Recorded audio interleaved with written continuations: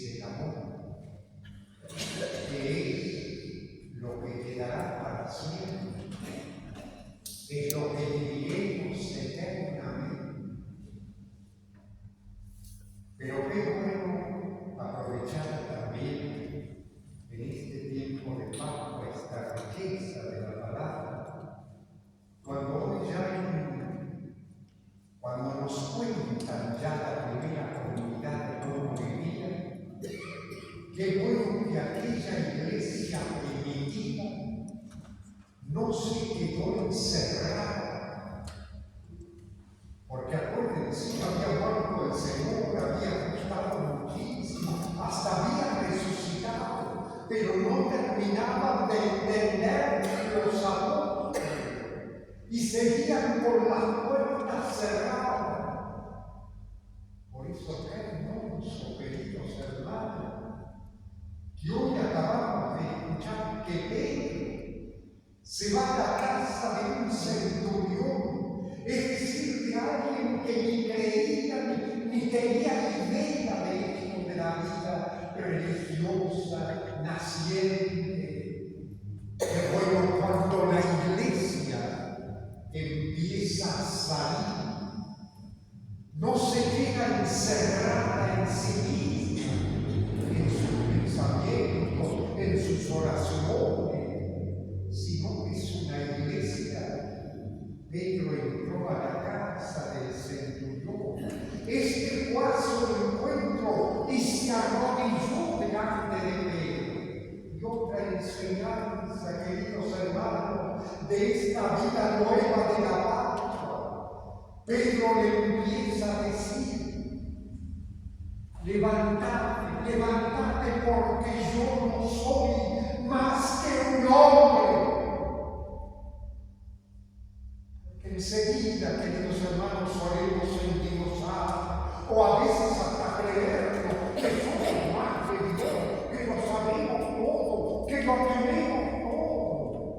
Y queridos hermanos, el fruto de la Pascua es la humildad, la sencillez, como les costó a los apóstoles todo aquello que habían convivido con el Señor. Y ahí está la fuerza del resucitado. Ahí empieza a vivir y a darnos cuenta que Él está vivo. Porque Pedro ahora empieza a obrar, a actuar. Es la vida apostólica. Es decir, es la vida de Jesús que ahora se hace presente en la iglesia viva del resucitado. Pero hay más, porque después Pedro agrega hoy y empieza a decirle al centurión: verdaderamente comprendo que Dios no hace acepción de personas.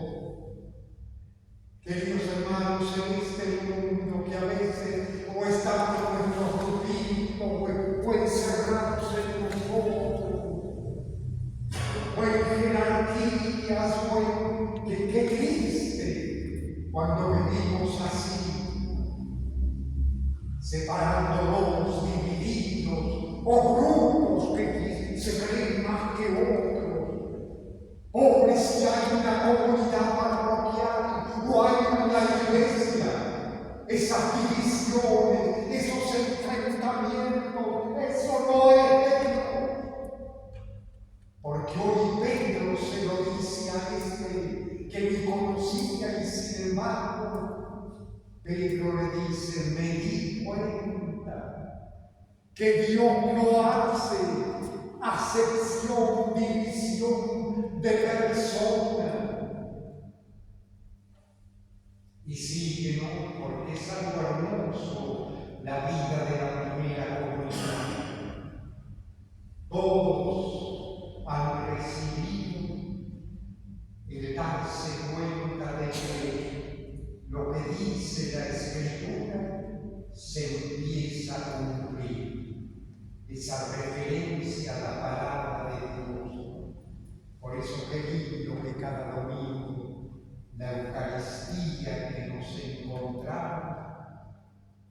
a esa palabra de Dios que se proclama y se canta, porque a Dios es apóstol, es decir, esa palabra es la que nos enseña a que las escrituras, los profetas, los grandes líderes del antiguo, Moisés, desde Abraham, sin embargo, esa escritura se cumple. Y cuanto más cuando escuchamos el Evangelio de hoy, cuando Jesús empieza a hablar fundamentalmente de lo que es vivir como resucitado, que es, queridos hermanos, cuando vivimos en el amor. Pero todavía, miren, fíjense, ocurre un hecho increíble, pero no increíble, porque después tiene que ser lo natural en la iglesia, porque dice que Pedro estaba hablando y descendió el Espíritu sobre aquellos que no sabían ni estaban bautizados y pensaban de manera distinta. Es decir, queridos hermanos, para Dios no hay límites, para Dios no hay proyectos ni planes que le puedan, al contrario, de tal manera se da cuenta Pedro que empieza a decirles: miren, yo no veo ningún motivo para que ustedes ahora no reciban el bautismo, porque están recibiendo el Espíritu. ¡Qué hermoso está el de Dios! ¡Qué libre que es! Digo, porque a veces lo encajonamos a Dios, a veces decimos: no, Dios es este, después hay que hacer aquello. ¡Qué triste! Y qué hermoso cuando uno ve esta libertad divina de que hoy aquellos que ni sabían, sin embargo, reciben, y Pedro ya empieza a actuar como resucitado también.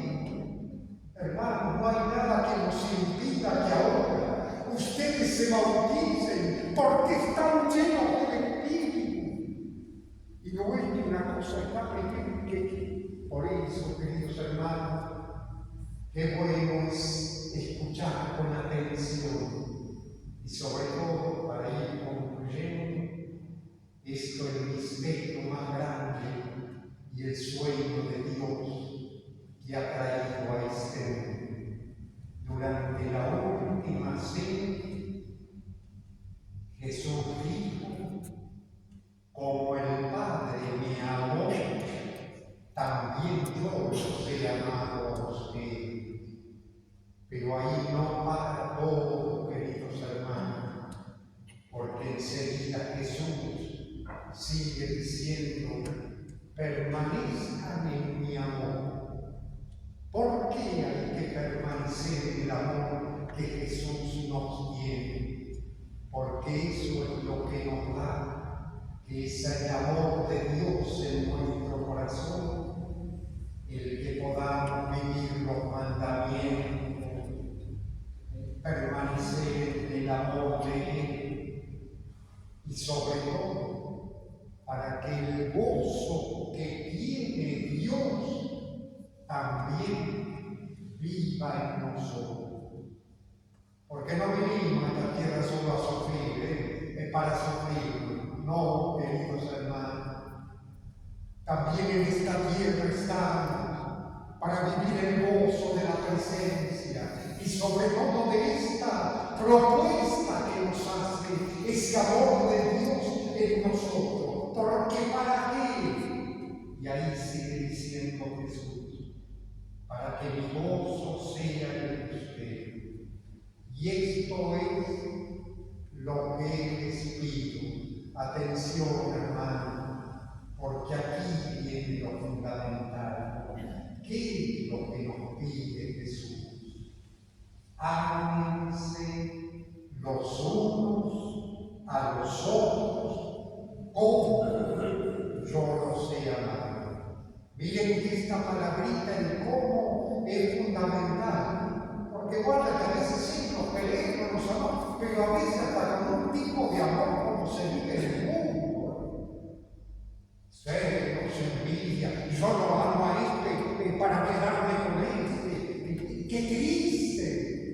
cuando el amor es abusivo, cuando el amor no te deja ser libre, cuando el amor es para aprovecharme de otro de la otra.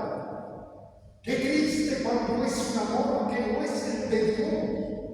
Por eso es importante, queridos hermanos, cuando hoy dice Jesús, ámense, pero como yo los amo.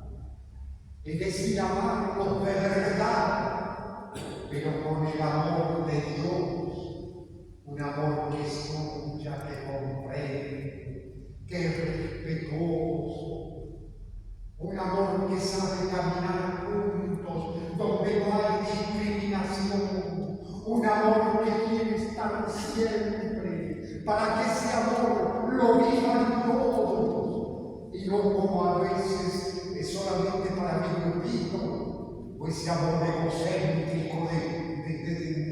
qué bueno, queridos hermanos, estamos llegando a esa plenitud del gozo de Dios que Jesús nos transmite, y por eso vamos a pedirle permanecer en su amor para gozar de ese amor y vivirlo también en el amor verdadero, en